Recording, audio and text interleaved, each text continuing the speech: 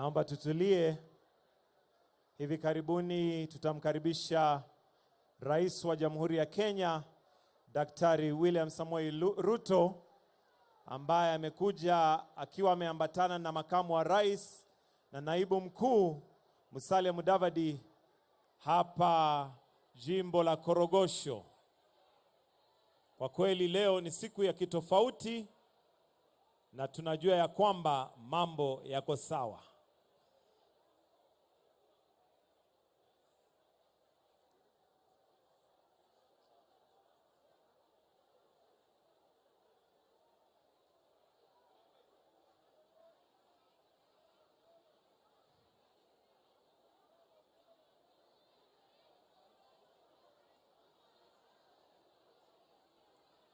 DJ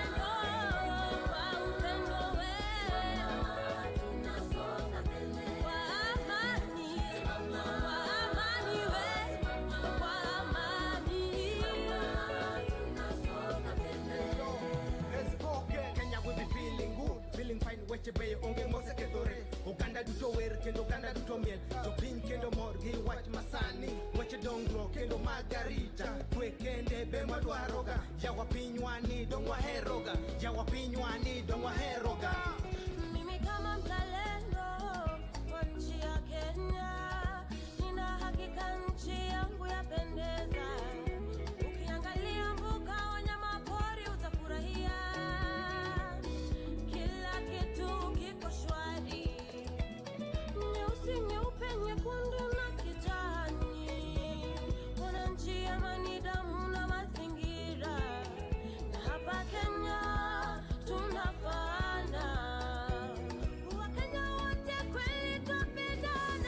Haya basi, naomba sote tusimame imara tukimkaribisha Rais wa Jamhuri ya Kenya, Daktari William Samoei Ruto, wakiwa wameambatana pale na makamu wa rais na pia naibu mkuu, na muona pia waziri wa mazingira Soipantuya. Tuwakaribishe, wapi makofi, shangwe na vigelegele tukimkaribisha rais.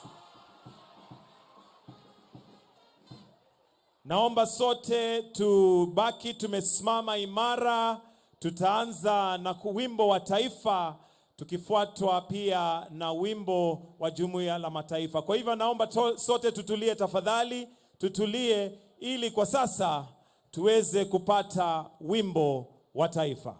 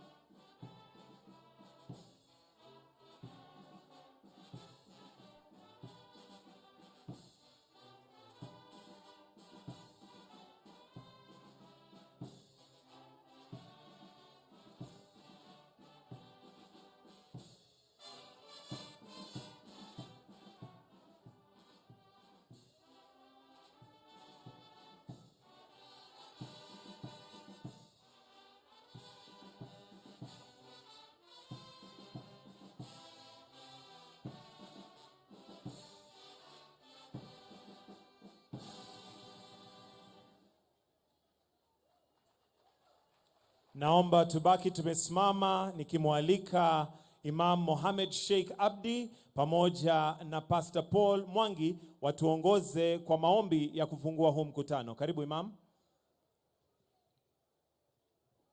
Tukianza na Imam Mohamed Sheikh Abdi akifuatwa na Pastor Paul Mwangi. Karibu. Bismillahirrahmanirrahim. Muumba mbingu na nchi, wenye mfalme yote ni yake, apatia ufalme yake anayetaka na anausha anayetaka, anapatia izza utukufu anayetaka, anadalilisha ile ambayo anataka. Ukubwa yote ni yake. Tunaomba na jina hiyo Mungu ambaye amekuwa sifa kubwa namna hiyo. Mola wetu tunakuomba ujalie hii serikali yetu ambayo inaongozwa na Dr. Samuel Ruto pamoja na mawaziri yake, upatie serikali ambayo inakuwa na hikma na busara ili yaongoze wa Kenya kwa ufanisi. Tunaomba wafanyikazi wote ni wale ambao wako na heshima na baraka, na sisi tutajalie wananchi pia tuwe watu kwa heshima. Nchi hii yetu imekumbwa na ukame, wanyama wamekusha, mifugo imekusha, miti imechomeka kutokana na dhulma ambayo sisi tunaifanya. Tunaomba Mola wetu utusamee dhambi zetu. Kwa ajili ya hiyo wanyama utupatie sisi mvua ambayo inakuwa na baraka, haitakuwa na uharibifu. Mvua ambayo tunahitaji kwa zaidi, haraka zaidi. Mola wetu, hii mazingira yetu ambayo tunaona imeharibiwa zaidi na huyu binadamu, tunataka hiyo mazingira kwa idhini yake Mwenyezi Mungu Nairobi River iwe mito safi. Tunakuomba Mola wetu, kuna kundi ambayo ilikuwa imedhulumiwa na regime iliyopita naitwa Karobangi, hajasaidika, nataka iguze nyoyo yako. Allahumma izz al-islam wal muslimin wa adhill ash-shirka wal mushrikin wa damir a'daka a'da ad-din. Amin amin.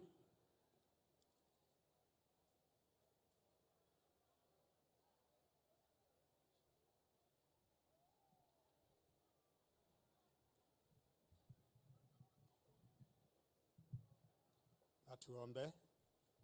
Baba yetu na Mungu wetu ishie juu mbinguni, muumbaji wetu, unayehifadhi maisha yetu, unayetulinda, jioni ya leo tumesimama mbele yako kukushukuru kwa sababu hakuna Mungu mwingine kama wewe. Kwa njia ya pekee twatoa shukrani zetu kwa sababu ya kipawa cha uhai na kwa sababu ya kipawa cha mwanao ambaye kupitia kwake tuna wokovu. Jioni ya leo Mungu wetu, tuko mbele zako tukiomba baraka zako za mvua kwa ajili ya kila mmoja wetu na kwa ajili ya taifa letu la Kenya.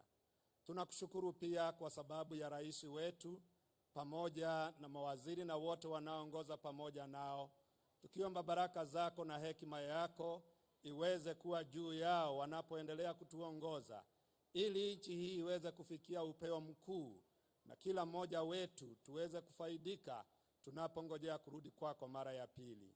Tunakushukuru pia kwa sababu ya ghafla ambayo imetuleta hapa kuzindua tume ambayo itasimamia mto wa Nairobi.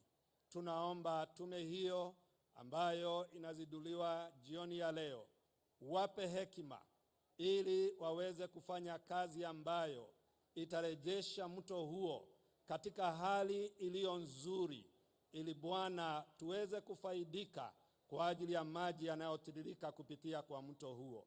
Mahali ambapo tumeenda kinyume cha mapenzi yako kwa kuchafua mazingira pamoja na mito yetu, tunaomba uweze kutusamehe. Uwe pamoja nasi mpaka mwisho, katika jina la Yesu aliye mkombozi wetu. Amen. Naomba tuweze kuketi. Mheshimiwa Rais wa Jamhuri ya Kenya Daktari William Samoei Ruto naibu wa rais Mheshimiwa Rigathi Gachagua, mke wa naibu wa rais Pastor Dorcas Rigathi, waziri mkuu Musalia Mudavadi, gavana wa jimbo la Nairobi Johnston Sakaja, magavana wote ambao walioko hapa, magavana wote walioko hapa, waheshimiwa wabunge wote walioko, maseneta, mawaziri, makatibu wakuu, mabalozi walio hapa leo, wananchi, mabibi na mabwana, hamjambo. Kwa ruhusa yako Mheshimiwa Rais, ningependa nimuite PS wa ugatuzi Madam Teresia Mbaika aje atufungulie kwa hotuba yake. Karibu. Tumpigie makofi tafadhali akija. Karibu.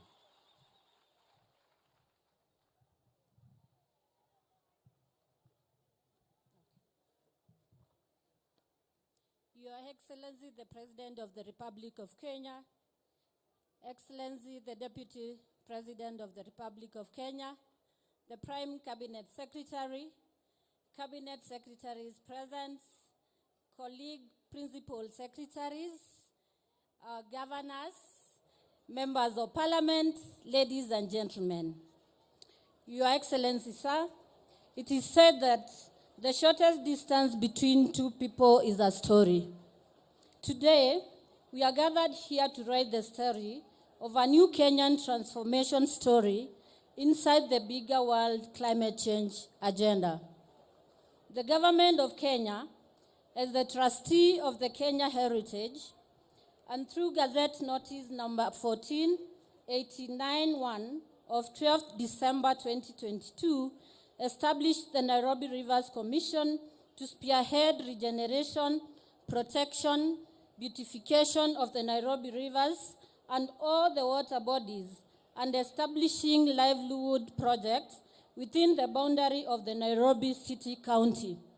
Your Excellency, sir, further, in operation of the authority conferred to His Excellency by the Constitution and the laws of the Republic of Kenya, including the Environmental Management Act and the Climate Change Act, the Commission was established by the national government and placed under the office of the Deputy President of the Republic of Kenya. This was in recognition by the national government of a duty to protect the environment and combat the devastating impact of climate change in Kenya. Your Excellency, sir, the Nairobi Rivers Commission was therefore formed and mandated to consolidate stakeholders, focus on the various programs on Nairobi River, and execute the Nairobi Basin Plan in order to mitigate Nairobi River's degeneration. Thank you, Your Excellency. At this point, it's my duty to invite the Chair of the Commission, Dr. Pamela Olet.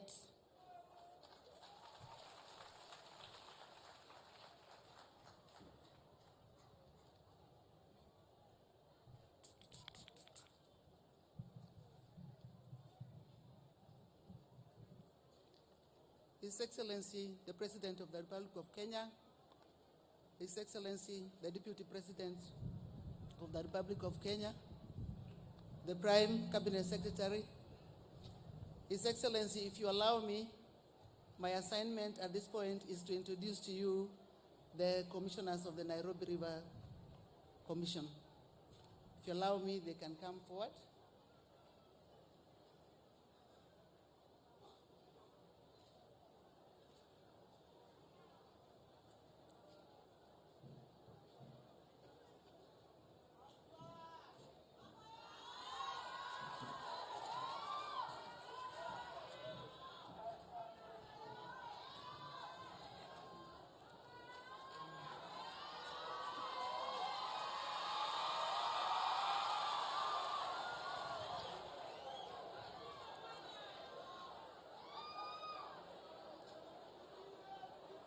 His Excellency, we are starting with Professor Elijah Biama, who is the Vice Chair of the Nairobi Rivers Commission. We are followed by Professor Duncan Ojuang. We are followed by Carlota Lago. We have Grace Senewa.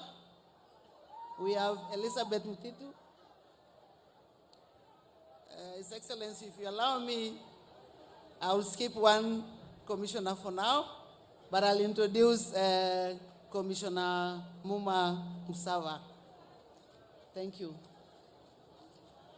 His Excellency, at this point, I want to make my maiden speech, and if you allow, the camera down.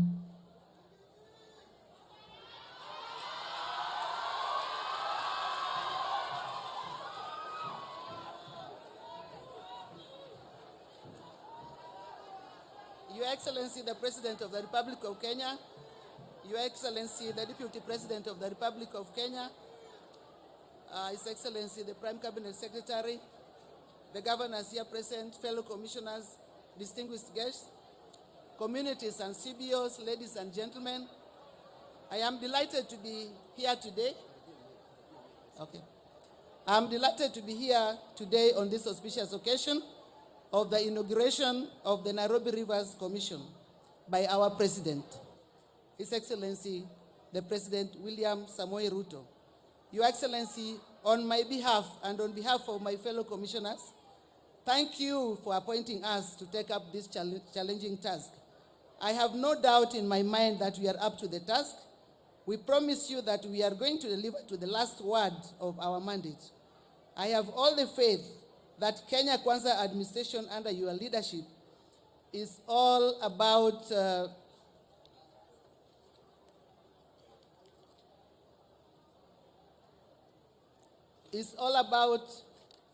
service delivery to the common mwananchi. Cleaning this river for our common use, especially those in informal settlements, is a clear indication of your plan to take care of the least among us. Your Excellency, the Nairobi Rivers Commission and its advisory group are determined to deliver your vision by going beyond cleaning the rivers. We will make the Nairobi rivers the engine of socio-economic and environmental transformation for Nairobi and its environs. This we commit. Your Excellency, we will only be achieved through well-coordinated and innovative approaches that put communities at the very heart of this program. This puts the work of the Commission at the core of your government's bottom-up economic transformation agenda and your climate action agenda, not forgetting your 15 billion trees campaign. They are all crucially important to environmental restoration, job, and wealth creation. As a commission, we are well aware that the task ahead of us is complex. We will not relent. We will not give up. Our eyes are all on the ball. This is a legacy to build. There are no two ways about it. Your Excellency, the launch is taking place at a time when the three rivers of the basin, namely Ngong, Nairobi, and Madari, are experiencing some extreme levels of pollution occasioned by the domestic, medical, and industrial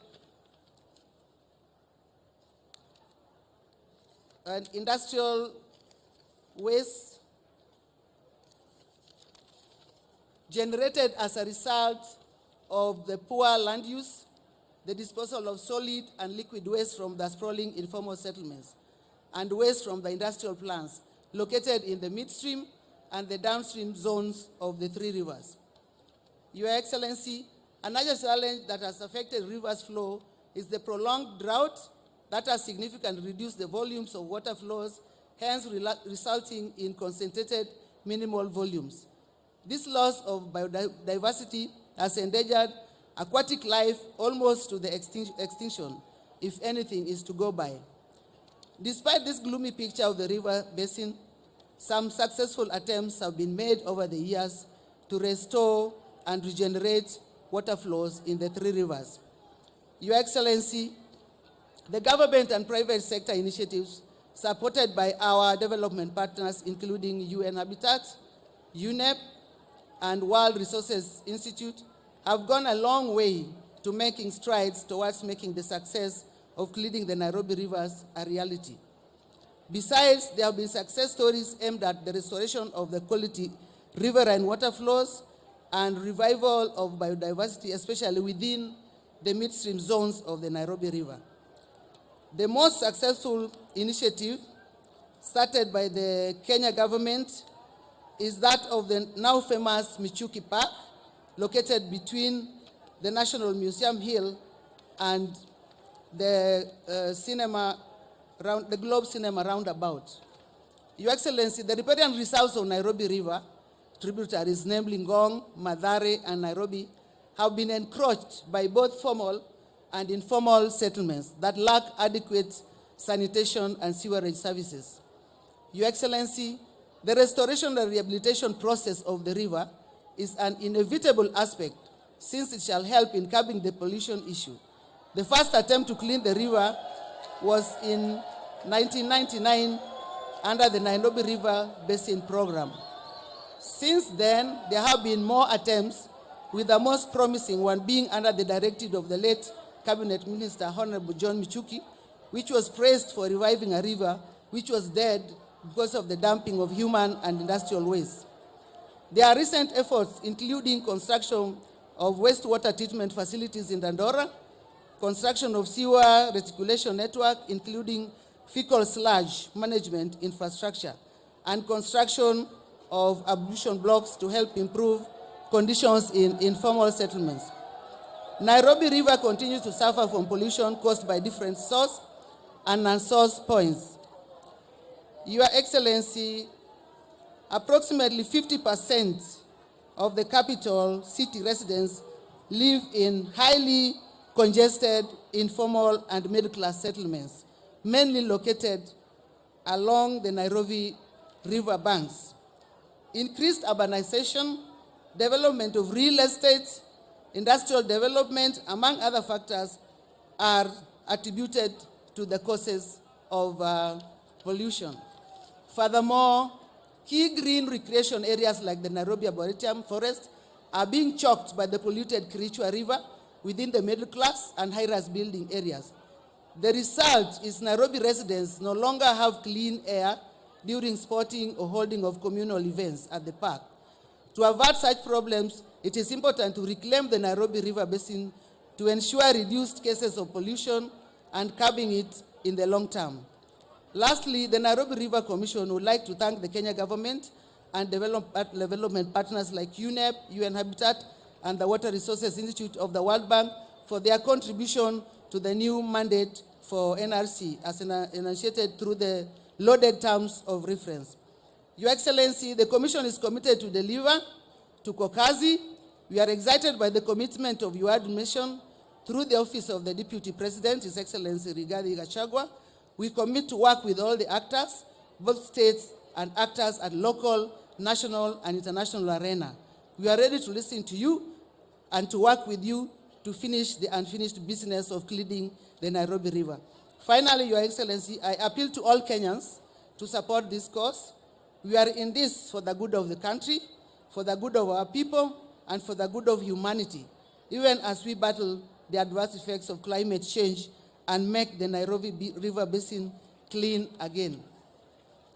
Your Excellency, at this point, I would ask for permission to introduce the advisory board to the Nairobi Rivers Commission and request them to come forward.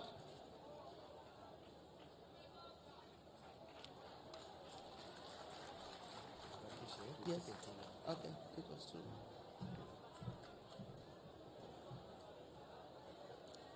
They introduce you? Yes. With me, His Excellency, is the daughter of the late Wangari Maathai. She is Wajira Maathai, representing the World Resources Institute. Next is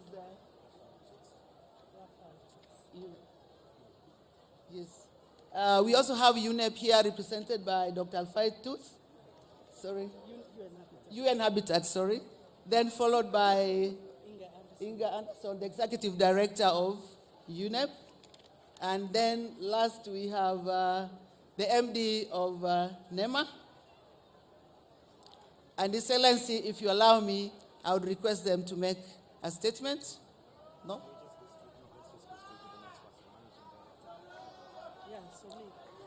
I'm properly guided, His Excellency, and we will ask the Managing Director of NEMA to take over.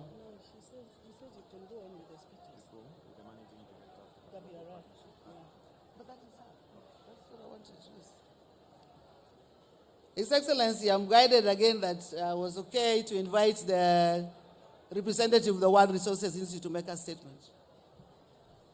Thank you, Chair. Your Excellency, the President, William Samoei Ruto, lovely to see you. Your Excellency, the Deputy President, Rigathi Gachagua, thank you. Her Excellency, Pastor Dorcas, I know how much this means to you. The Governor of Nairobi, the Prime Cabinet Secretary, Honorable Musalia Mudavadi, the Governor of Nairobi, His Excellency Johnson Sakaja, Cabinet Secretary of Environment, Honorable Soipan Tuya, the Executive Director of UNEP, the Executive Director of UN Habitat, and our UN Coordinator, Stephen Jackson, also here. Dignitaries, Excellencies, ladies and gentlemen, all protocols observed. Your Excellency, on behalf of the World Resources Institute, I'm truly honored to be here today to launch the Nairobi Rivers Commission. This is a critical step, really, in amplifying the work that local communities, resident communities here have been doing already to restore and revitalize the rivers of Nairobi. I want to thank you and acknowledge your government's commitment to establishing this commission, and actually, most importantly, to providing this high level of political support that is required for this commission to have the muscle to deliver. As a permanent commission with a strong political will and domiciled at the office of His Excellency, the Deputy President, we are nicely set up for success. Now, the communities here in Korogocho are one of the many communities we know have already been rehabilitating Nairobi rivers. We do not have to look far. Yes, please recognize them. We actually don't have to look so far to be inspired. They've created right here the People's Park, vegetable gardens, playgrounds for children, and economic activities like the tree nurseries we just saw. Today we celebrate them. We want to lift their efforts up and consolidate and say that we're actually joining them in upscaling their efforts. In Kenya, we have seen what it takes and what can be done when we collectively protect nature. My late mother, Wangari Maathai, led the women of the Greenbelt movement in planting 4 million trees not too far away here in the Aberdares to protect the primary catchment area for our wonderful city of Nairobi and to improve the quality and the quantity of water. Your Excellencies, ladies and gentlemen, rivers are a very good indicator for the ecosystem health because everything we do outside the river ultimately affects the health of the river, from our homes to industries. The truth of the matter is that rivers themselves are like open books. They will tell the full story of how we are conducting ourselves. What we are doing as communities and as industry, as commercial enterprises, will ultimately reflect in the health of the rivers. Therefore, we must really work at all levels, sectors, and scales outside the rivers of Nairobi to ensure the rivers of Nairobi are healthy. So, Your Excellency, I want to leave us with 3 guidelines that I hope will guide our work as a commission. Number 1, A, arrest. These are the ABCs. A, arrest. We must arrest pollution, contamination, and the destructive activities that affect the health and well-being of communities that actually live along the rivers of Nairobi and beyond. B, basin. I could not be more excited that we are taking, as a commission, a basin approach to this work. You heard it from our chair. What is happening upstream, sooner or later, will find its way downstream. Everything is connected. And C, communities.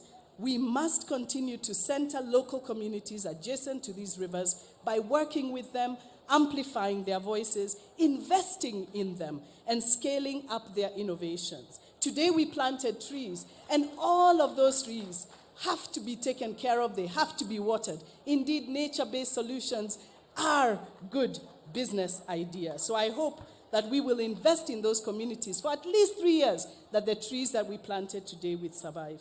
Your Excellencies, ladies and gentlemen, we at the World Resources Institute will remain committed to working with you and supporting and committed as technical partners. We will share our passion and our expertise working in cities as we have in India, Mexico, and Brazil to revitalize those cities. I'm so happy that we are bringing that work right here to Kenya. So of course, this work will not happen overnight. It will be equally challenging as it will be rewarding. But we are committed. We are here for the long run, Your Excellency, the Deputy President, and all the way we will build a lasting legacy together. Thank you. It is a privilege to serve.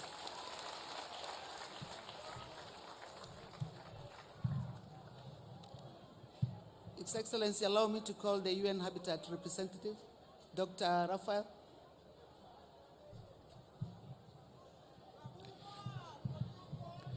Your Excellency, Daktari William Samoei Ruto, President of the Republic of Kenya, Your Excellency, Rigathi Gachagua, Deputy President of the Republic of Kenya, Honorable Musalia Mudavadi, the Prime Cabinet Secretary, Honorable Soipan Tuja, Cabinet Secretary for Environment, Climate Change and Forestry, and all other Cabinet Secretaries present here, Your Excellency Johnson Sakaja, Governor of Nairobi City County, the Executive Director of UNEP, the UN Resident Coordinator, Wanjira Matai, Dr. Pamela Olet, distinguished guests, colleagues, friends, ladies and gentlemen, gathered here at the People's Park, which is being transformed by the Com Green Solutions.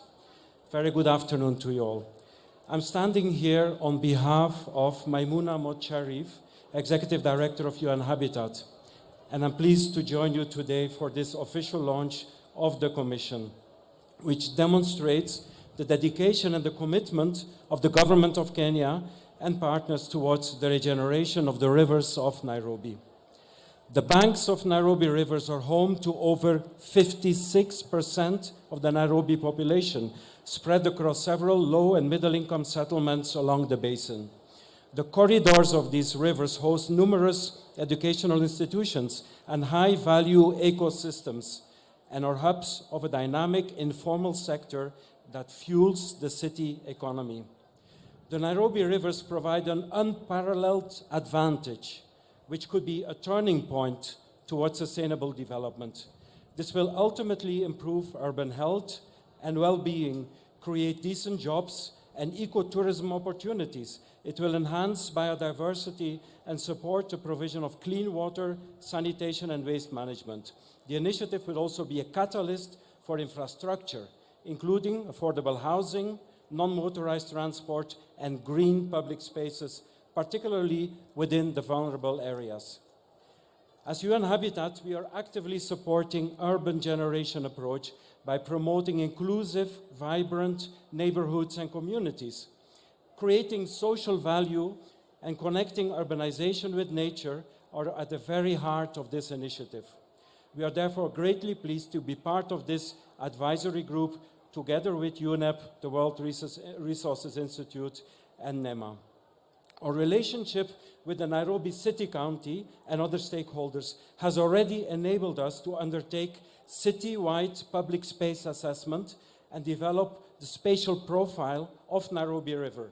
And these were shared through participatory awareness creation activities and have been instrumental in shaping a common vision for corridor development, including the design of selected public spaces and streets.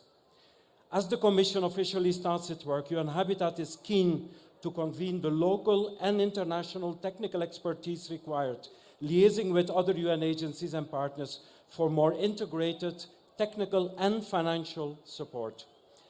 As the United Nations Habitat Assembly will take place in Nairobi in June this year, it's the hope of our Executive Director that the guests of this assembly will have the privilege to discover the changing face of the Nairobi River.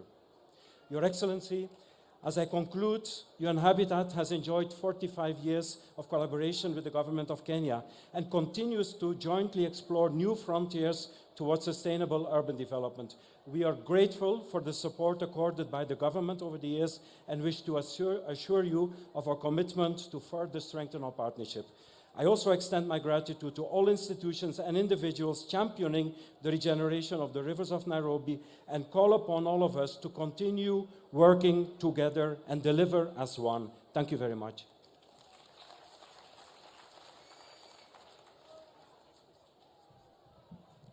His Excellency, allow the Executive Director of UNEP, Ms. Ingel Anderson. Mr. President, it's an honor to see you here, Mr. Deputy President. What an honor. You have led and shown vision. You have brought together ourselves and all these good people here at Korogocho People's Park with the effort of wanting to clean up. And I listened very carefully to what Wanjira said. We're going to arrest what goes into that river. We're going to deal with the entire basin, and it is going to have to involve the community. Mr. Vice President, late last year, I had the privilege of joining you at the request of His Excellency, the President, to go to the northern part of your beautiful country, to Garissa. And there we saw what climate change is doing to our world. And there we saw the impacts that this is having. Even though Kenya has done nothing to drive climate change, Kenya is suffering the impacts. And we see that also when we look at water scarcity. We see that when we look at rainfall shortages. We see that when we look at flooding. We see that when we look at changing oceans currents. It is critical that we have climate action, which is why it is so brilliant that this country, later on this year, under the auspices of His Excellency the President, will host an African Union of induced climate summit that will see the world come to Nairobi. Why Nairobi? Well, because this is the environmental capital of the world. This is the place where environmental diplomacy takes place. So climate change, yes. Loss and damage, yes. Obviously, working on the basin level, that is absolutely critical. Cleaning up a basin needs to involve everyone. And we heard from Wanjira, it has to be the politicians like your good selves, who are leaning in and stepping up and making it real. But people who are here, community groups who are here, youth who are here, students who are here, churches and mosques who are here, everyone can make a difference, including obviously private sector.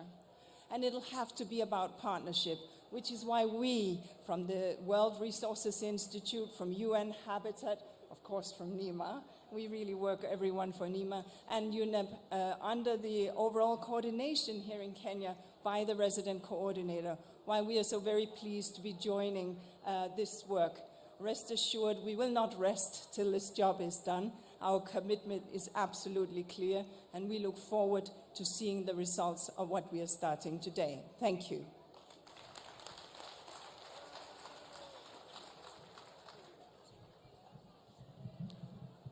His Excellency, allow me to invite the Governor of Nairobi County to make his remarks.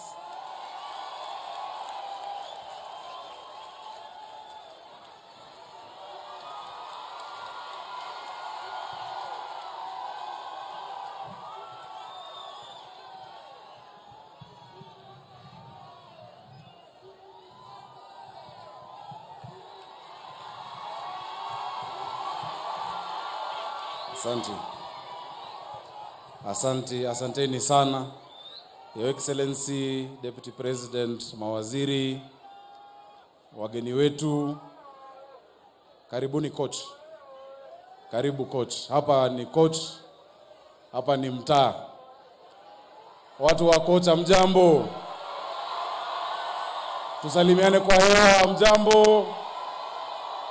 Tuko pamoja. Mavijana mpo? Wapi Mbwekse? Ndio hiyo. Akina mama hai. Mko salama? Your Excellency, hao watu wa coach na watu wa Nairobi wamefurahi kwa sababu umewafikiria. Sio rahisi kuja hapa, hawajaona rais hapa. Kuna wageni kutoka kila mahali, visitors from UNEP, from UN Habitat, from WRI, and all over the world coming here because of these people. On behalf of the leadership of Nairobi, Your Excellency, I want to thank you. And I want to thank you most sincerely. Tupigie rais makofi kwa kuja hapa. Your Excellency, jambo la pili, unikubali niweze kuwatambulisha viongozi ambao wako hapa. Tuko na viongozi wengi, labda kuna nafasi ya kila mtu kuzungumza, lakini nitaanza na viongozi MCAs ambao wako hapa, wasimame tuwapigie makofi. Tuko na MCAs from our county assembly, mnaweza keti. Tuko na wabunge, nimeona mbunge Yusuf alikuwa, ndio huyo mbunge Yusuf, Your Excellency. Na mbunge Yusuf atasalimiana tu haraka kwa sababu Your Excellency Honorable Yusuf is one of the few people who will describe to you what Nairobi River was when he was growing up in Nairobi. He grew up in Nairobi. So Mheshimiwa Yusuf, tafadhali dakika moja. Na hakuna haja ya protocol mingi, tumezisema, just go straight into it. Tupigie Mheshimiwa Yusuf makofi.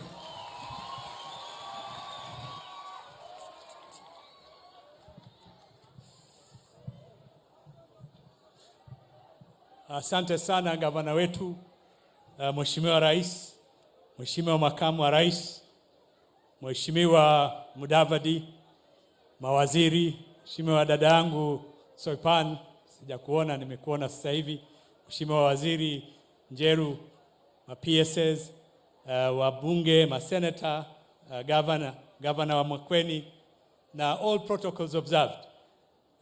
Pamoja na wandugu zetu waliotoka UN, UNEP, Habitat na UNDP. You're most welcome. And my sister, the daughter of the great woman, hero, Wangari Maathai. I see you are even more articulate than Mama, and you were able to express yourself so well. So, mimi ningesema tu, Mheshimiwa Rais, tumefurahi umekuja kututembelea hapa Eastlands. Mimi ni mbunge jirani wa hapa Ruaraka, kwa hivyo nawakilisha wabunge wenzangu wote wa Nairobi. Nakwambia karibu, tumefurahi umekuja mara nyingine. Pia ningependelea kusisitiza nguvu uliyetilia mambo ya mazingira. Wabunge, wanasiasa mara nyingi hawana nafasi ya kuangalia mbali kwa sababu wanapambana na matatizo na challenges za sasa hivi. Lakini wewe naona umeangalia mbali mambo ya climate change, climate action, umetilia nguvu, umeifikiria, na sasa umeanza kuisukuma kiwango kikubwa, kwa sababu matatizo mengi tulionayo ya drought na ukame tulionao sasa hivi ni kwa sababu ya climate change. Na dealing with the bigger picture and the big issue would resolve some of the environmental problems that we suffer here in our country. So I want to thank you for taking the lead in this important challenge. Now, as the governor has said, I grew up in Nairobi. My hometown is here. I remember at a time when the waters of Nairobi River were sweet and you could drink them. Spring water. We swam in this river. And some people might say that I need to be taken to a mental hospital if I tell them we had fish in Nairobi River. It's a beautiful, nice river. And this city was a green city with a big tree coverage, of which we were very proud. One day, as we were cleaning the rubbish in my neighborhood in Kamkunji, I told someone we used to see a lot of jacaranda trees here, and flowers used to grow along the streets. Wewe ni mwanda wazimu, mheshimiwa ananiambia ukifikiria jambo kama hilo. So it is possible to change our environment, to clean our capital city and our river. And the fact that you have set up a commission to deal with that is very important, and I'm hoping that we can do it. It is doable, and we will change our Nairobi. And thank you so much once again for coming to the city, to the Eastlands. I also want to urge my former colleagues in the UN. The United Nations is an organization with the capabilities. You have the experience, you have the knowledge of how people have done things elsewhere. You have the best practices. Please lend us. It's not just money. Make Nairobi a priority, Nairobi is home to two global, it's the global capital of 2 UN agencies. Make this city a beautiful city that you can all be proud of, and make more contribution to our capital city. So asante sana na kushukuru. Asante sana, Mheshimiwa Yusuf. Your Excellency, I must recognize my predecessor, the former governor of Nairobi, Mike Sonko, ambaye ako hapa. Huyu alikuwa ndiye governor wa Nairobi, nikiwa senator, ni ndugu yangu. So kwa hivyo kwa heshima ya ofisi, kwa sababu ile ofisi nimekalia ilikuwa yake, wacha nimkaribishe pia asalimiane.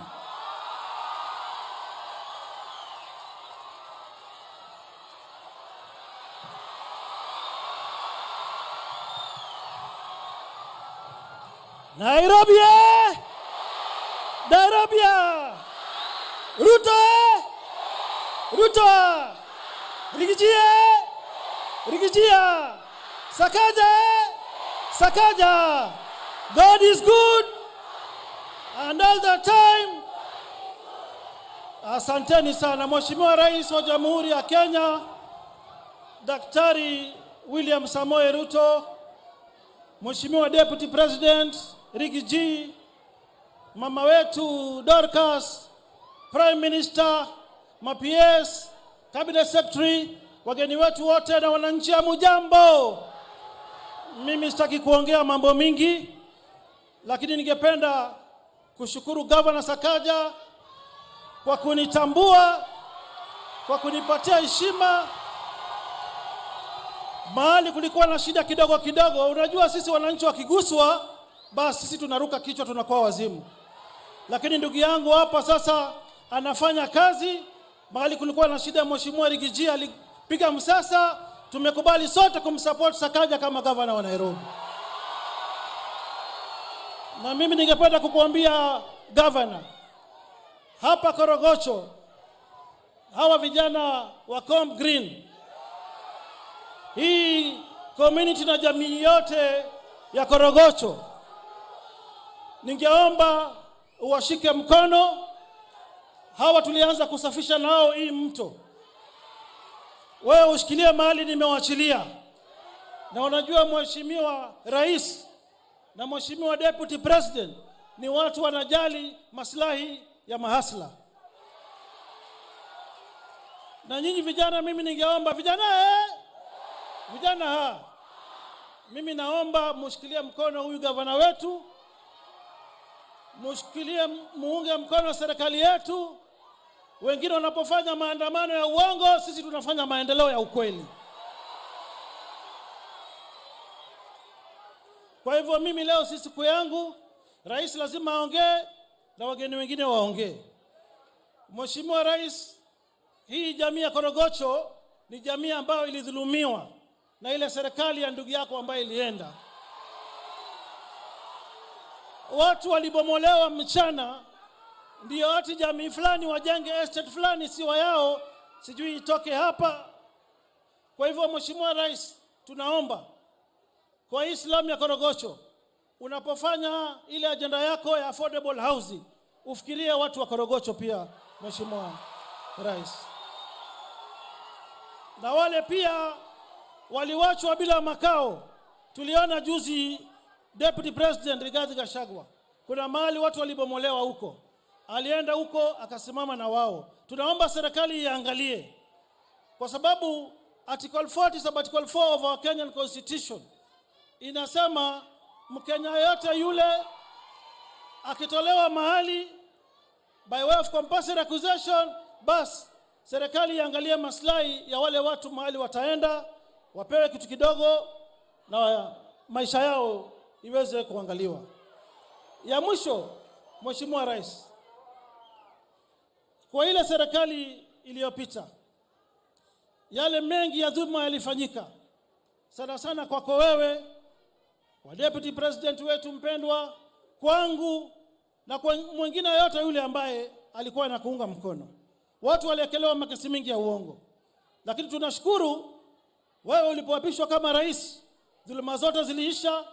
Mheshimiwa Gachagua alikuwa ameshikiwa pesa yake kwa njia ya dhulma, amerejeshewa.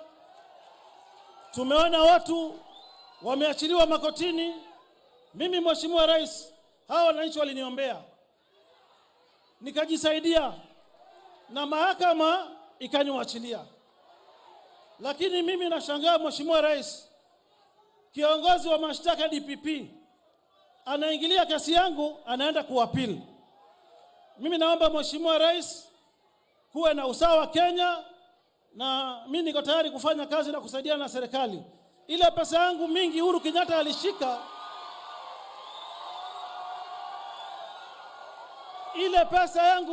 alishika, basi nisaidie hata mimi nirekeshewe kama Gachagua, niweze kusaidia serikali, tusaidiane na hawa vijana.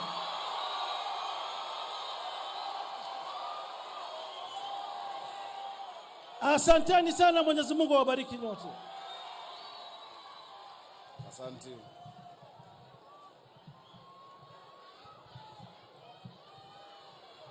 Aya. Your Excellency, hapa miongoni mwetu, kwa sababu effects ya mto wa Nairobi River. In fact, I'd just like to add to what the UNEP director said, that you have to go to the north to see climate change. You don't have to go to the north to see the effects of climate change. Right now, as we speak, Your Excellency, the biggest source of water to Nairobi, which is Nakaine Dam, is at 50%. Meaning, even the program that we've worked on very hard, Your Excellency, on Northern Collector, even if we complete it tomorrow, we can't commission because it comes from flood waters. The waters from the catchment areas going to our rivers have dried up. So the effects are being felt today. And which is why we also have amongst us my good friend and my brother from Makueni County. Your Excellency, we've done a big project called Thwake that has been done by the national government. When it's completed, we are sending poison to Thwake, because the rivers that lead there come from the Nairobi River, becomes Athi, all our tributaries. Allow me to recognize Governor Mutula Kilonzo from Makueni County, Mutula Kilonzo Jr., and allow him to say one thing. Karibu Governor, karibu Kanairo. Thank you. Asante. Thank you. Mambo? Mko sawa? Thank you. To Your Excellency the President, the Deputy President, Dorcas, our friends, Musalia Mudavadi, members of Parliament, MCAs, leaders present. This is a momentous occasion, Your Excellency the President. In climatic terms, we call this climate justice. This water that is black in Korogocho is green in Machakos, is green in Makueni. The innocent children in Machakos and Makueni are swimming. The innocent people in Machakos are farming. The food is coming to Nairobi. We are consuming poison. Your Excellency the President, if there's one thing that you will do as a legacy, is to make sure we have a clean river. In my youth, and this gentleman can confirm, my friend Governor Sakaja, this river had fish and this river had lobsters. But Your Excellency, the commission, this one, you need to give them helmets, you need to give them bulletproof cars. Kwa sababu wale watu ambao wanaharibu mto huu ni mabwenyenye, si hawa mahasla.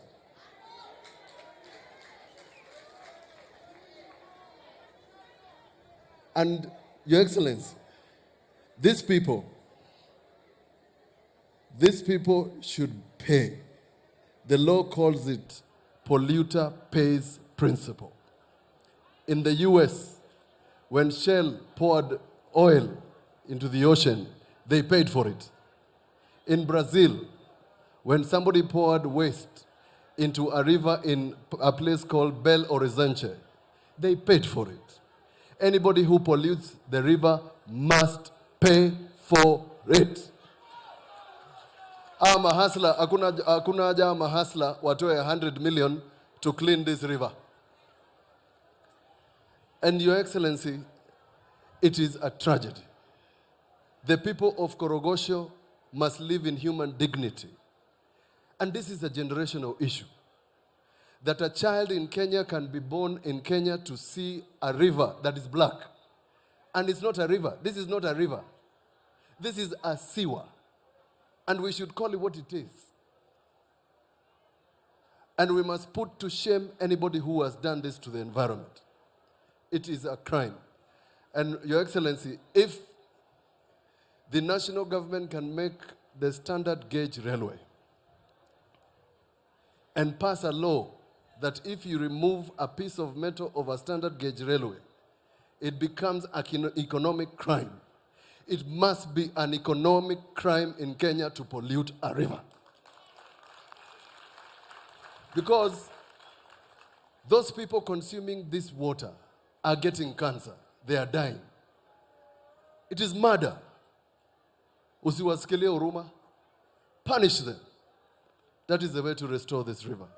But we thank you for taking this bold step, together with your government, to make sure that once Thawake is completed, we can have clean water.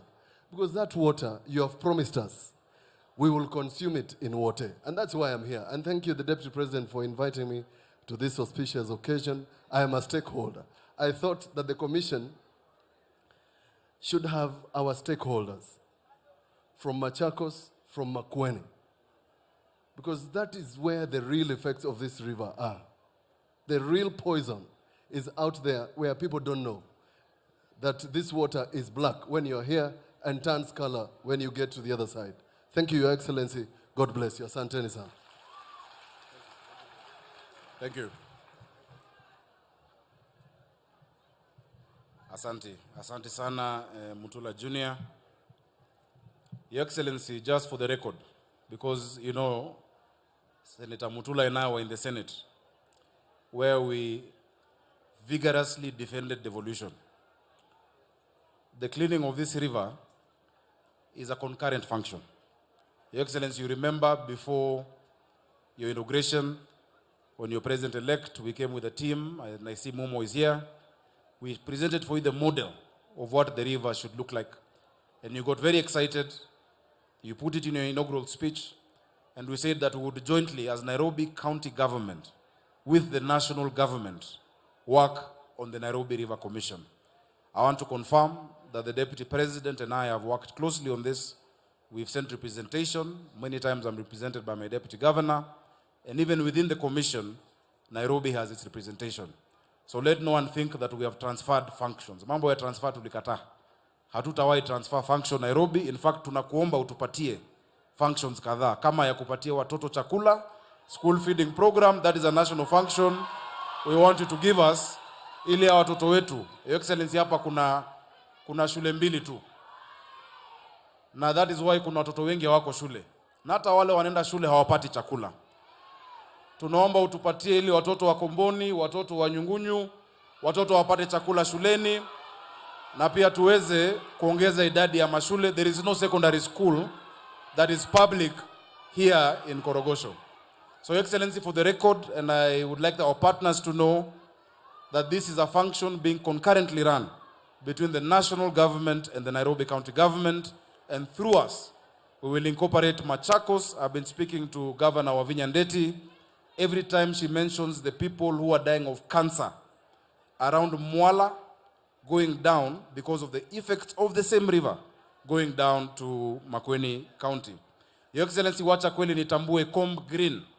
Hao vijana wa Comb Green ni vijana wetu wamepambana. Umeona ile kazi wanafanya bila vifaa na ile machine ambayo imekaa tu hapo. Tukiwashikilia, tukiongezea vifaa, and we incorporate them into this program, we will be able to succeed. Your Excellency, the minister, when she comes, will recognize the people from the national government. But here we have from my county government, the waziri wa environment. Pesi tunasemanga waziri, kubali tu. Ni CC but ni waziri.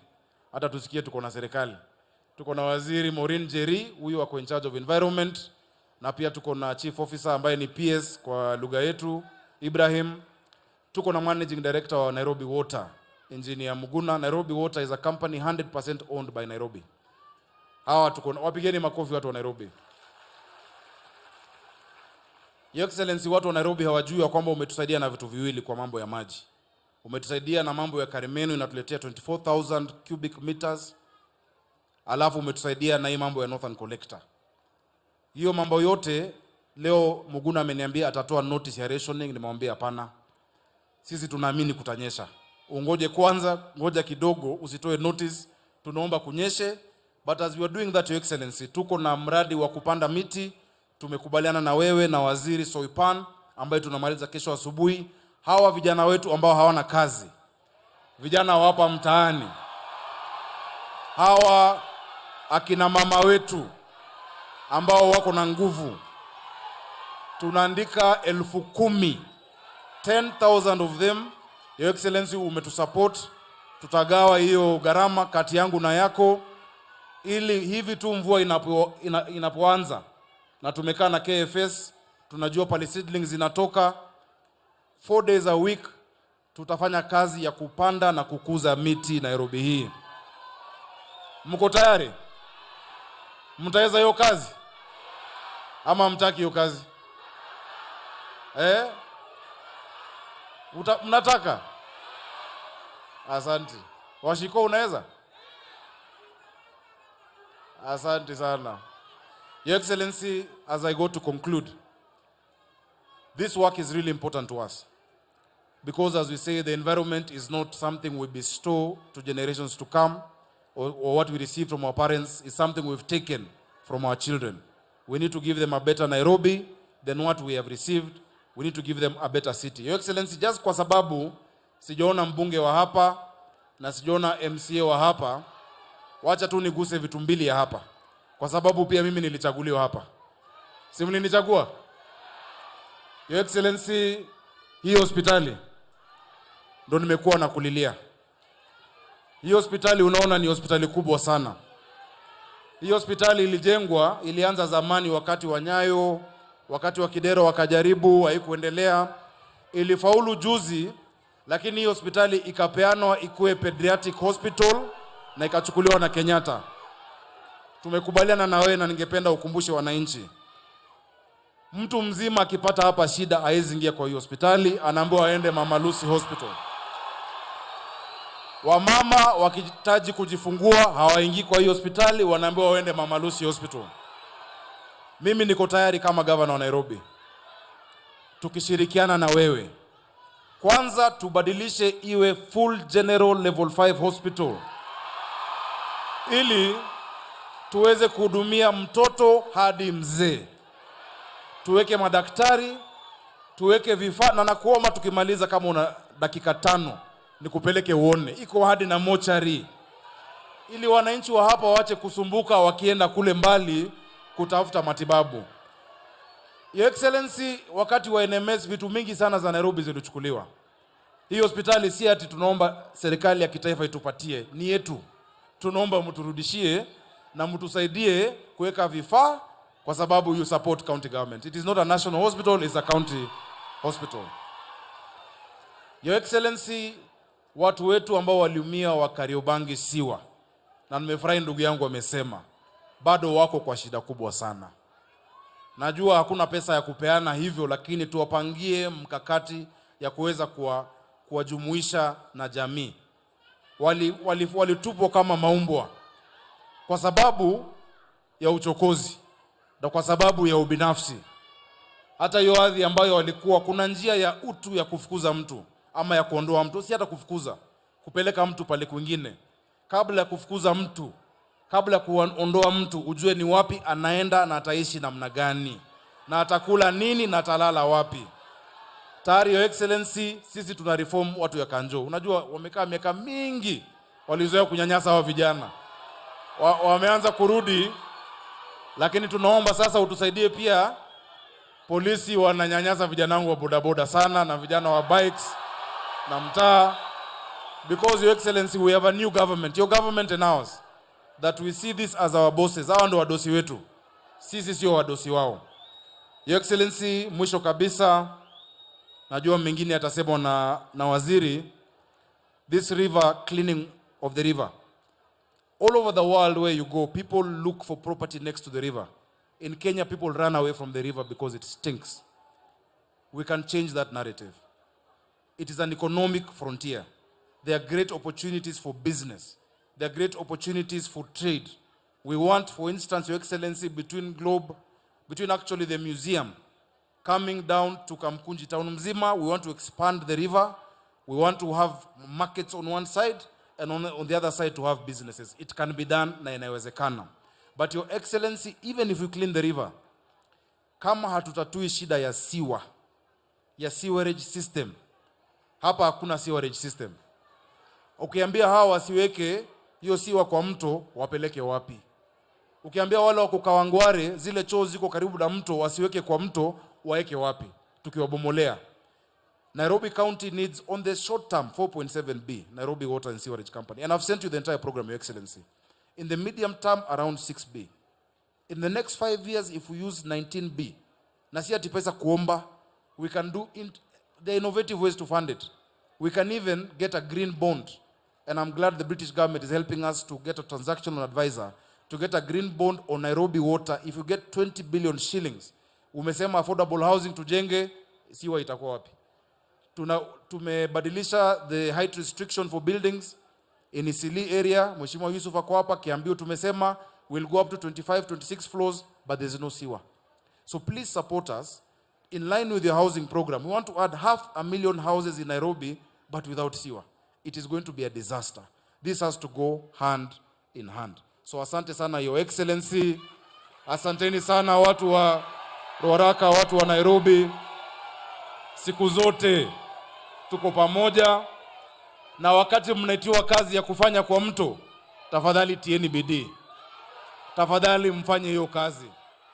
Tunakaposafisha, tafadhali msikubali mtu achafue. Si ndio hiyo? Unikubali sasa Rais, kwa heshima kubwa nimwalike waziri wa mambo ya mazingira, Mheshimiwa Soipan Tuya, ili atujulishe wale ambao wametoka serikali ya kitaifa na pia atoe hotuba yake. Karibu sana waziri.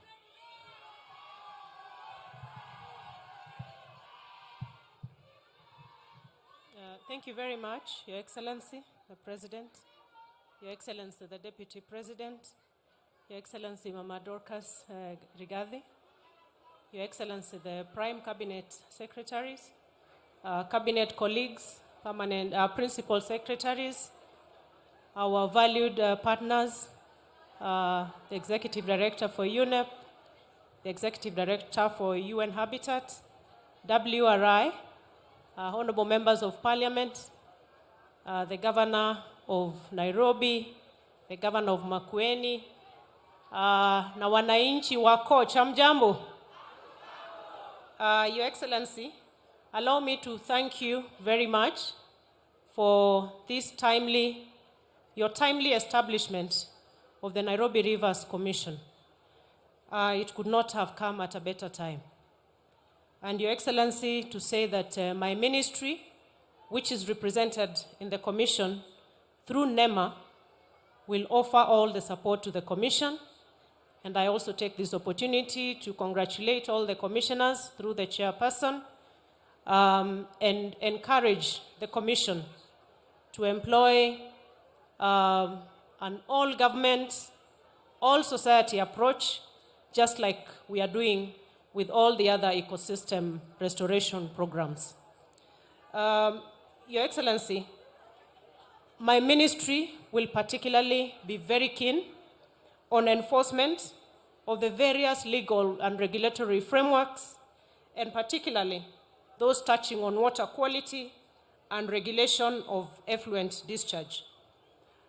Your Excellency, within our program and initiative to grow 15 billion trees, we have a plan within our strategy to do 50,000 hectares of bamboo per year, and we are going to capitalize on that program to give the Nairobi Rivers Basin priority in the planting of the bamboo plantations, which act as very good water purifiers.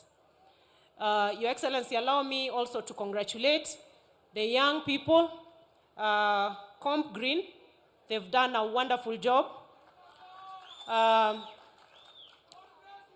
Tunawapongeza sana vijana, na kama vile governor amesema, kesho tunamalizia mpangilio wa kuweza kujadiliana mambo ya Green Army. Your Excellency, and in our discussions with governor tomorrow, we are going to build on the efforts that these young people are doing as we plan to replicate that in the entire country. As I conclude, Your Excellency, allow me to request cabinet colleagues who are present here to stand up for recognition, and the PSs, kindly stand up. I have my PSs here, PS Kimani Kimotho, Forestry, the PS for Housing, Mheshimiwa Hinga, the PS for Environment and Climate Change, Engineer Ngeno, PS for Devolution, my sister, and we have the Cabinet Secretary in charge of lands and housing, the Honorable Njeru, PS in charge of Interior, my brother Raymond. Asanteni sana.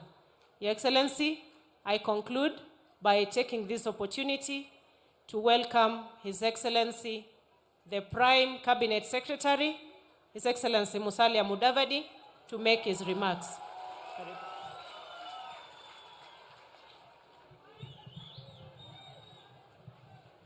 Mheshimiwa Rais wa Jamhuri ya Kenya, Mheshimiwa William Samoei Ruto, Mheshimiwa Naibu wa Rais Rigathi Gachagua, Mama Dorcas, wenyeji wa Nairobi wakiongozwa na Governor Sakaja, ndugu na dada wa Korogocho, hamjambo. Yangu yatakuwa mafupi sana ili nipeane nafasi tumusikize Rais ambaye ni mgeni wetu wa heshima siku ya leo. Jambo la kwanza tu, Your Excellency, earlier this morning, I represented you and delivered your remarks on the Nile Basin Initiative, bringing together the 10 countries that rely and depend on the River Nile waters. Today, this afternoon, you are here to directly preside over the initiative of cleaning up Nairobi River. Today has been a water day. A very strong message is being sent. Rais akiwa pahali, Kenya nzima inalenga pale, na kupitia kwa mashirika kama ya UNEP, sasa ulimwengu unalenga hapa. Sio tu Nairobi, lakini Korogocho.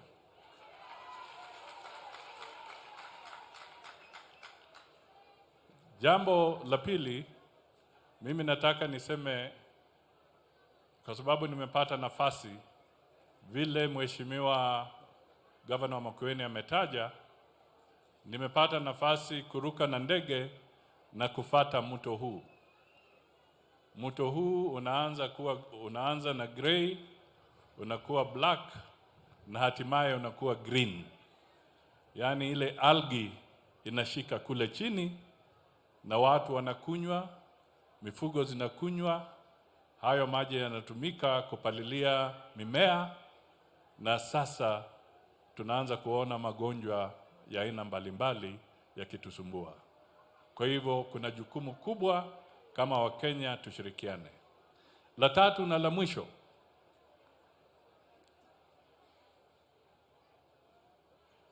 constituency hii ni Ruaraka.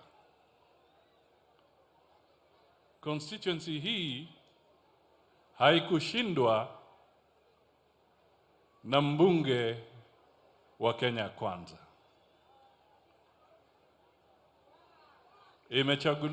Walichagua mbunge wao kwa hiari yao. Lakini Rais wa Jamhuri ya Kenya na naibu wake na serikali yake wakiandamana na wadhamini kutoka ng'ambo wamekuja hadi kwa constituency ambayo haikuchukuliwa na mbunge wa Kenya Kwanza.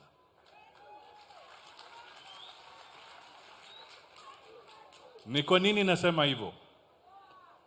Nasisitiza kwa sababu nataka ile porojo ya watu kusema kwamba serikali ya Ruto ina ubaguzi ama serikali hii itakuwa na ubaguzi, wawache porojo, kwa sababu tumechaguliwa na Wakenya wote na tunahudumia Wakenya wote.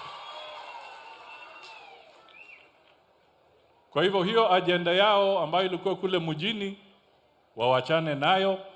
Sisi tunajua tuko sawa. Tutashikana na Wakenya wote na tutafanya kazi vizuri kwa sababu tunaheshimu taifa letu. Kwa hivyo kupitia hapo nataka nisisitize kwamba sisi tuko na heshima na Wakenya wote na tunataka mji wetu na mto wetu uwe safi na Wakenya wote wapate nafuu. Sasa ni wajibu wangu na furaha yangu kumkaribisha Naibu wa Rais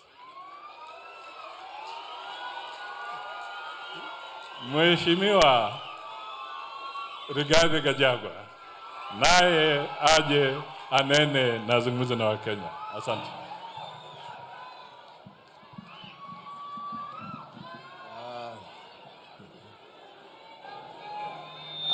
Kiongozi wetu ambaye ni Rais wa Jamhuri ya Kenya, Daktari William Samoei Ruto, Private Cabinet Secretary, mawaziri, our development partners, watu ya Korogocho hamjambo. God is good and all the time.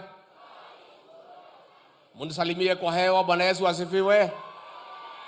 Bwana Yesu asifiwe tena. Korogocho hoi. Muko sawa? Happy New Year. Mumefurahia kuona rais wetu wa Jamhuri ya Kenya anaitwa nani? Na ndio huyu ameketi hapa. Mnamtambua hamtambui? Wangapi wanamtambua kama rais wa Jamhuri ya Kenya? Tunasikia wengine wako pale wanapiga kelele wanasema hamtambui. Mnamtambua hamtambui? Basi mambo iko namna hiyo. Rais wetu, kiongozi wetu, tunasema asanti kwa wewe kupata nafasi kufika hapa ndio tuzidue Nairobi Rivers Commission ambaye uliteua mwisho ya mwaka uliopita kusaidia kusafisha huu mto wa Nairobi. Your Excellency, you assembled a competent team of men and women, serious professionals whom we have been working with, and I can tell you with confidence that they have a plan, and we have been working with the development partners who are going to be technical experts in this program. And Your Excellency, is all systems go. Wewe mwenyewe umesema unataka hii kazi yanze, na vile umeweka haya maneno kwa ofisi yangu na kuhakikishia kwamba from time to time nitakuwa natembelea huu mradi kuhakikisha ya kwamba unaendelea vile natakikana. Vile tunataka kuuliza commission and our development partners, we request you to put resources and expertise in this commission so that we can enlarge our capacity by adding value and we work together. Tunaomba pia commission and all those who are going to put resources, ile kazi yote ambaye itafanywa katika kusafisha mto huu ipatiwe hao wananchi ndio pia waweze kupata riziki. I want to confirm to the commissioners and our development partners that our president is very committed to the cleaning up of this river. Every day he asks me the progress.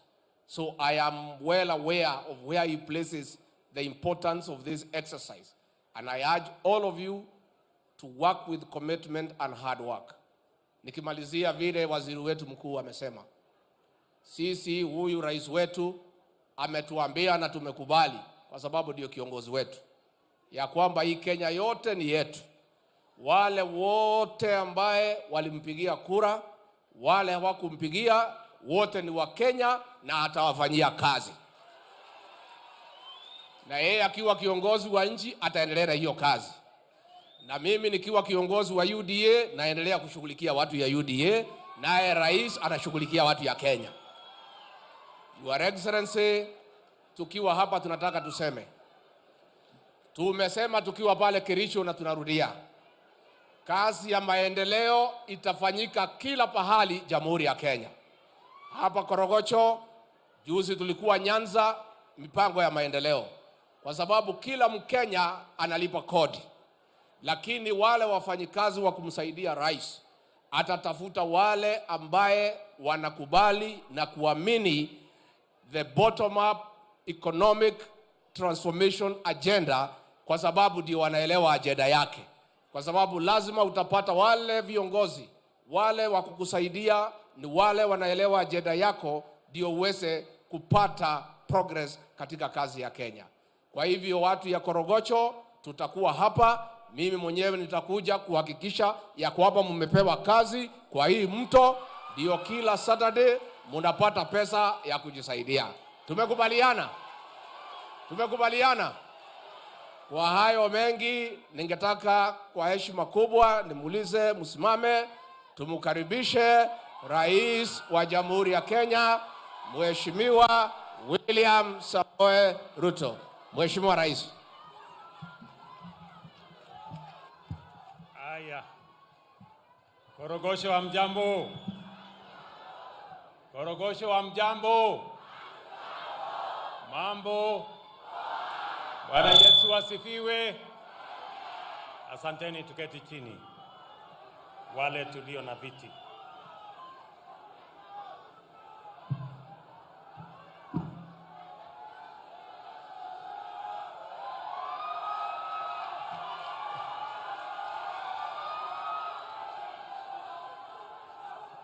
Asanteni sana.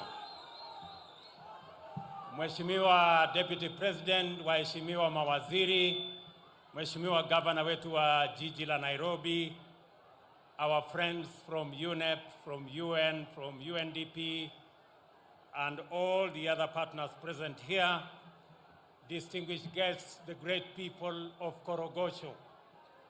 We gather here today to affirm that we have embarked on a journey and there will be no turning back. I am grateful to our special guests and esteemed visitors who are here to bear witness to this historic moment. For far too long, the city of Nairobi has fallen into a state of shameful, hazardous, and unpleasant state of environmental and sanitary neglect.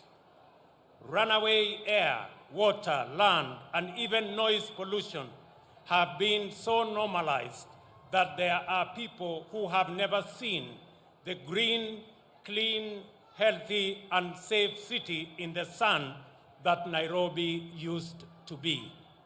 In other words, commitment to the integrity of the environment is a central feature of political, economic, social, and cultural life in our nation. The bottom-up economic transformation agenda fully recognizes that shared prosperity is guaranteed in our time as so long as it is driven by clean, green growth. This means that we shall be custodians of the environment in recognition of our generation's twin obligations as heirs of the generation that came before us and as trustees for posterity. The responsible stewardship of the environment agenda is a matter of intergenerational justice, and we shall not be a generation so reckless as to pursue a scorched earth policy in our quest for prosperity. This commitment is particularly relevant at a time when climate change has subjected the earth to unprecedented temperature increase, leading to rising sea levels, flooding and drought of huge intensity and for long duration. Our obligation to respect, uphold, and defend the Constitution entails the full observance of our duties in respect to the environment. The measure of this commitment can only be the entrenchment of our agenda for clean green growth, the restoration of degraded landscapes and ecosystems, including forests and river basins. Mountains of rotting garbage, innumerable kinds of harmful refuse dumped in rivers and streams, and dust and smoke have over time become the defining characteristics of Nairobi in particular and urbanization in Kenya in general. This state of affairs has led to various undesirable developments. The centralization of heavy metals and assorted toxins in the soil, air, and water has reached dangerous levels, putting the well-being of residents in great jeopardy. The story of the governor of Makueni tells it all.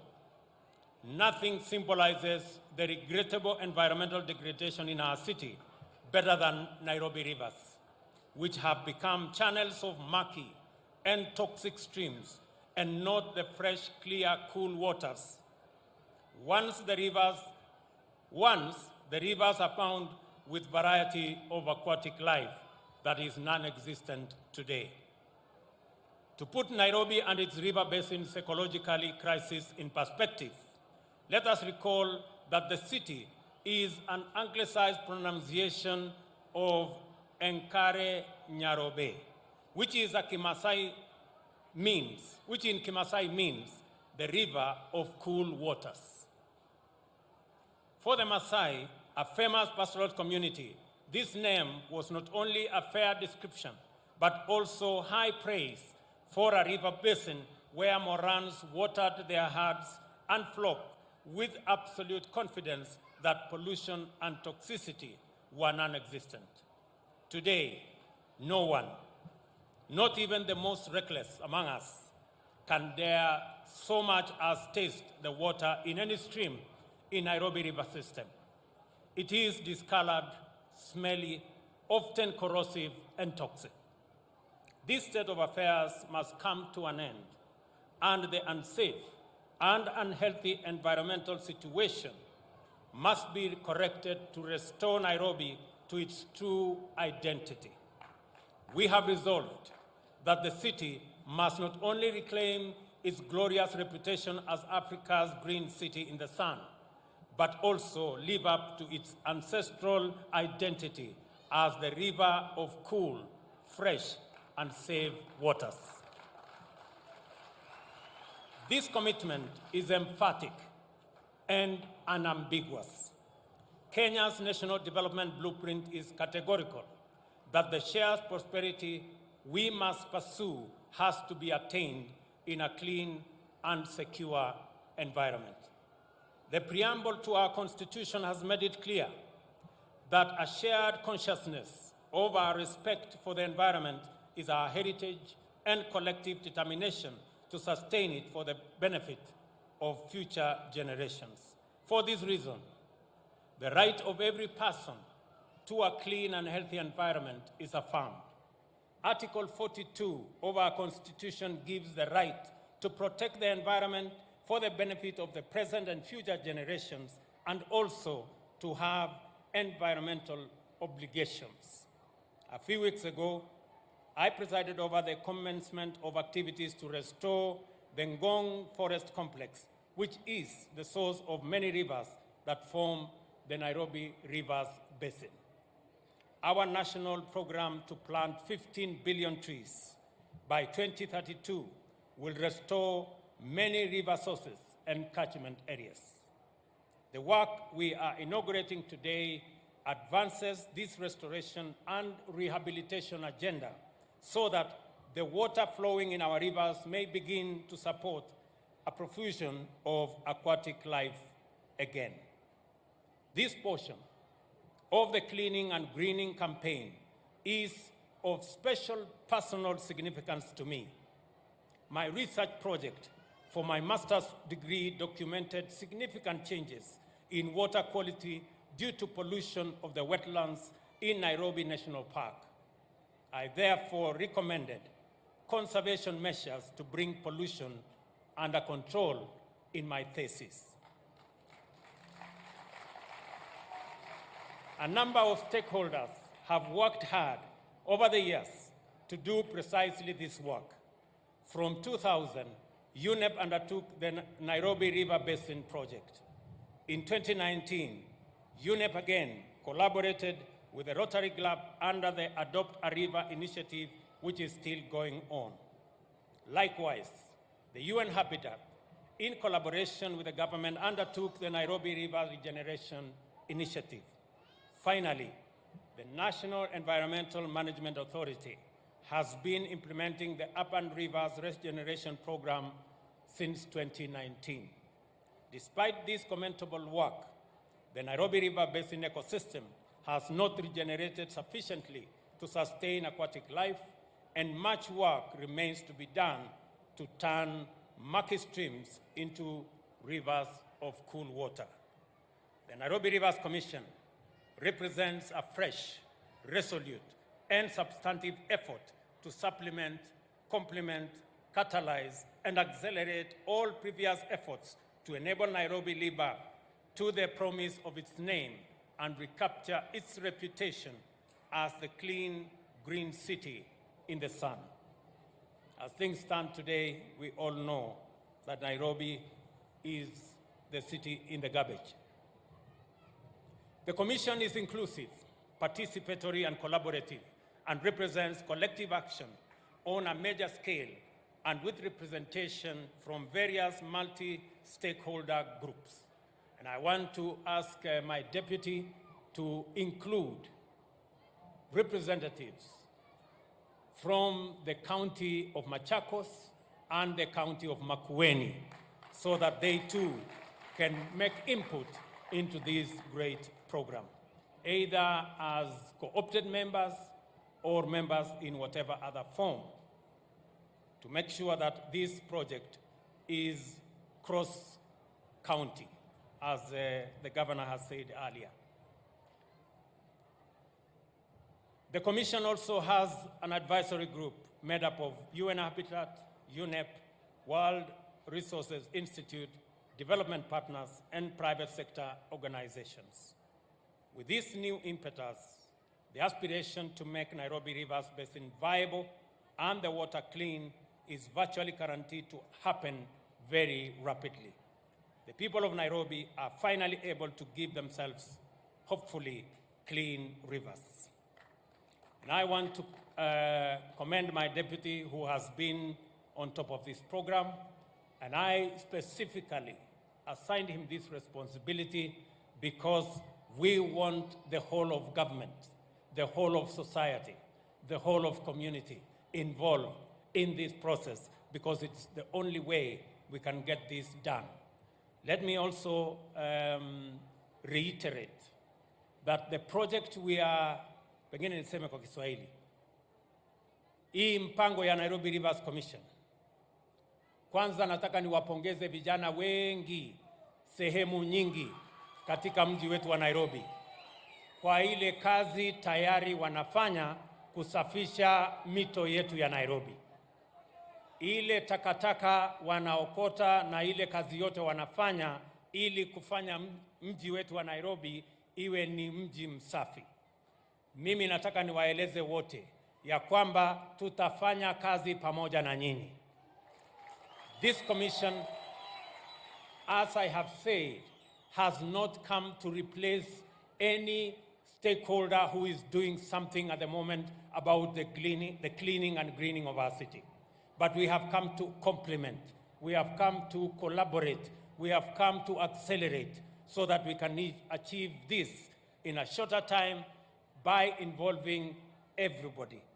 Let me also say, for the avoidance of doubt, that the government of Kenya, under the Ministry of Environment, is partnering with the County of Nairobi so that we can hire 12,770 young people and women in Nairobi City. From the 15th of next month, they are going to participate in the cleaning and greening and especially growing trees in the city of Nairobi. We are partnering because we believe that this is an all-of-government program that involves both the national and the county government. The governor, the senator, the women rep, all members of parliament, all members of county assembly will participate in ensuring that at least 150 young people and women in every ward are identified for this assignment so that we can work together going into the future. Let me also assure you that those who are currently pouring sewage into our rivers will shortly have no excuse. Because, just to respond with what Vile Sakaja amesema, kwamba tuko na mpango kamili. Tulikuwa na mpango ya kujenga manyumba Kenya. Hiyo mpango ilikwama pale nyuma kwa sababu ya kukosa focus. Tumeanzisha hiyo mradi sasa, tayari nyumba 29,000 tunajenga hapa Nairobi. Na nimesema wakati tunajenga hizo manyumba hapa Nairobi, nafasi ya ajira kama ni nafasi 70,000, vijana wa mitaa watajumuishwa katika kazi hiyo ya kujenga manyumba zetu. Tumesema vile vile vijana ambao wanafanya kazi ya jua kali, wale wanajenga madirisha, wale wanajenga milango, wale wanafanya kazi hiyo ingine yote ambayo inahitajika katika shughuli hiyo, wawe ni vijana ambao wanapatikana katika kila sehemu. Kama manyumba inajengwa Nairobi, na watu wa Nairobi ndio watashughulika na hiyo kazi ya kujenga hiyo manyumba. Vile vile tumekubaliana ya kwamba wakati tunajenga hizo manyumba lazima pia kuwe na sewage system. Na mimi nataka niwatangazie watu wa Nairobi, tayari tuko na mradi wa bilioni 22 ya sewage ya Nairobi City. Tuko na contractors 5 in one program, na tuko na contractors 4 katika program ingine kuhakikisha hasa Eastlands, hii Eastlands yote tuwe na sewage system. Na mimi nitamwambia governor wetu aunganishe Nairobi Water na Athi Water wafanye kazi pamoja kwa hiyo mpango, kwa sababu we have a program already funded by the Africa Development Bank and other development partners for the establishment, for the construction and for the installation of a proper sewage system, especially in Eastlands, so that we can manage sewage, we can manage waste, and it should never go to our rivers. Therefore, those who are polluting our rivers with sewage, I put you on notice, because that must stop. Our rivers are not a place for sewage. We have a sewage system. We are expanding that sewage system so that every homestead can find a sewage system that they can channel their sewage into those systems and not into our rivers.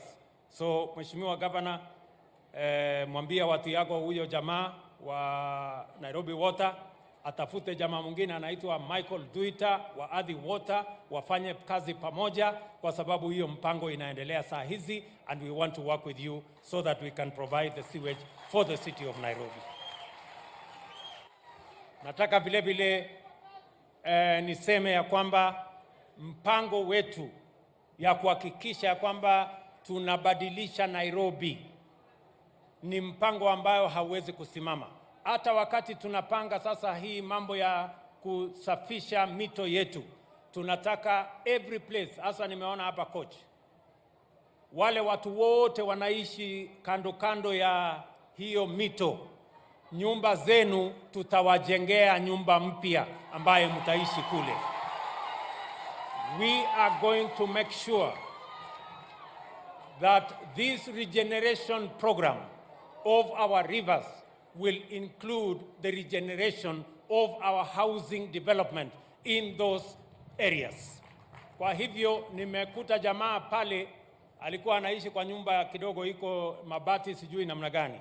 Mimi nataka nimwambie huyo jamaa na wale wengine wote ya kwamba mpango wetu wa housing pale tutawajengea nyumba, mutalipa shilingi 3,000 peke yake kila mwezi, na baada ya miaka 15 hiyo nyumba inakuwa yako, sio ya kukodesha na kulipa. Nyinyi mnanielewa? Tunaelewana? Nairobi tunaelewana? Na hiyo kazi tutafanya kwa sababu mumetupatia nafasi ya kushughulika na hiyo kazi. Gavana pia amezungumza kuhusu hii hospitali ambayo ilianzishwa karibu miaka 25 iliyopita. Mimi nataka niwaeleze ya kwamba hii hospitali in the next 1 month, hii hospitali itafanya kazi kwa wananchi wote.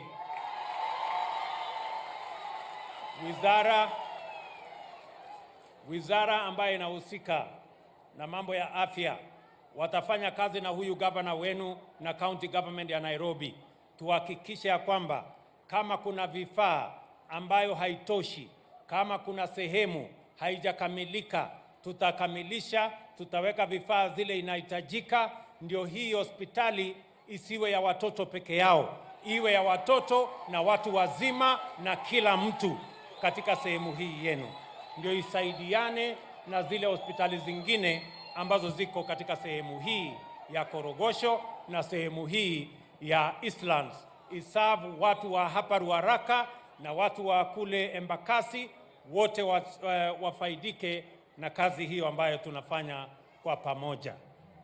Mwisho mimi nataka niwaeleze pia wangwana wa Nairobi. Sasa tunakamilisha ile bomba la maji ambaye tunaita Karemenu. Tumekamilisha na maji ya Karemenu imefika hapa Nairobi 24,000 liters every day. Ile ambayo tunakamilisha sasa ni ile ambayo inatoka Kabete, ile inaitwa Northern Collector. Na hiyo in the next 1 month tutakuwa tumekamilisha, na tutaongeza maji ambayo itafika Nairobi kwa sababu mvua itanyesha. Na vile vile niwahakikishie ile ingine ambayo ilikuwa imekwama ya Ruiru tu, hiyo pia nimeikwamua. Nimezungumza na serikali ya kule Ufaransa na wamerudisha pesa yetu kwa wakora ambao walikuwa wameiba, na sasa tutatengeneza hiyo bwawa na mpate maji hapa Nairobi. Tunaelewana jameni? Nairobi tunaelewana? Mimi nataka niwahakikishie ndugu zangu watu wa Nairobi, hii Nairobi kwa mapenzi ya Mungu, inshallah tutabadilisha hii Nairobi tukifanya kazi pamoja na nyinyi.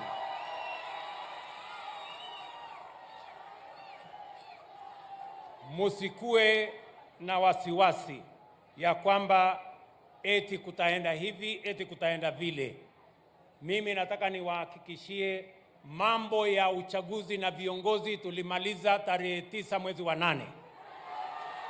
Ile kazi imebaki sasa sio ya vyeo na mamlaka ya viongozi tena.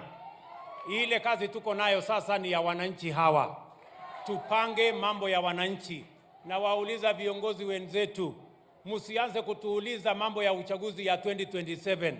2027 ni miaka 5 ijayo. Sasa tunataka kuongea mambo ya hawa wananchi ya leo na kesho kutwa mpaka ifike siku hiyo. Tunaelewana jameni? Mimi nauliza nyinyi watu wa Korogocho, mnataka tuendelee kuongea mambo ya viongozi, nani yako na kiti, nani hajapata, nani alikosa? Mimi nataka niwaambie mambo ya uchaguzi na mambo ya viongozi tulimalizana nayo. Mambo ya saa hii ni mambo ya hawa wananchi. Ni kweli ama si kweli? Tunaelewana? Tunaelewana? Na mimi nataka niwaambie wale ndugu zetu watulize boli. Watulize boli. Tunaelewana? Na wasituuzie uoga. Sisi sio watu wa kuuziwa uoga. Tunaelewana? Kila Mkenya ako na haki katika taifa letu la Kenya. Tunaelewana watu wa Korogocho na watu wa hapa Ruaraka? Sisi malengo yetu, mpango yetu ni kuhakikisha kwamba Kenya inaenda mbele. Na mimi nataka niwaambie wale majamaa. Tunaelewana? Niwaambie nisiwaambie? Niwaambie nisiwaambie? Nataka niwaambie wale majamaa. Nyinyi mulikuwa na miaka 5 ya handshake na mambo yenu. Bei ya unga ikafika shilingi 230. Saa hii tumeteremusha imefika 180. Watupatie nafasi itakuja 140. Watupatie nafasi itakuja 120. Wawache kimbelembele walikuwa na nafasi yao wakaharibu. Mimi nataka niwaambie wale majamaa. Na waambia wale majamaa walituacha na madeni kibao. Karibu nchi yetu iteleze ingie mahali ambapo ya kukwama. Saa hizi tumeanza kupunguza madeni. Katika budget ya mwaka huu tumepunguza bilioni 300 ya madeni. Hata wale walikuwa wametufungia katika masoko ya kitaifa, katika international financial institutions, saa hizi hata interest rate ambayo ilikuwa imefika 17%, saa hizi tumeteremusha imefika less than 10% kwa ile soko ya kimataifa. Mimi nataka niwaambie hawa majamaa, si wanajifanya ati wao ndio majogoo wa Nairobi. Nairobi gani? Nairobi hii ya mto chafu na takataka na mambo ya machafu kama haya. Mimi nataka niwaambie watupatie nafasi, tufakie chafu ya Nairobi, tuondoe takataka na sewage kwa Nairobi River, tuwaonyeshe vile city ya Nairobi inafaa kukaa, sio ile city wamezoea ya takataka na chafu na sewage. Tunaelewana jameni? Watupatie nafasi, tubadilishe Nairobi. Mtu wa Nairobi asilipe rent miaka yote. Mtu wa Nairobi aanze kulipa mortgage baada ya miaka 15 awe na nyumba hapa Nairobi. Kila mtu awe na nyumba hapa Nairobi. That is the city we want. Tunaelewana jameni? Kwa hivyo hawa jamaa watulize boli. Ama mnasemaje? Ati wanataka kututisha na maandamano. Watafanya maandamano mpaka watachoka. Kwa sababu tunawaambia hatuwezi kukubali. And let me say, for the avoidance of doubt, that Kenya is going to be a country run on the basis of the rule of law and the Constitution. And all citizens have an equal opportunity, and no citizen is greater than the other. As president, I am going to make sure that we avoid and we banish impunity. There is nobody who is going to threaten Kenya with impunity.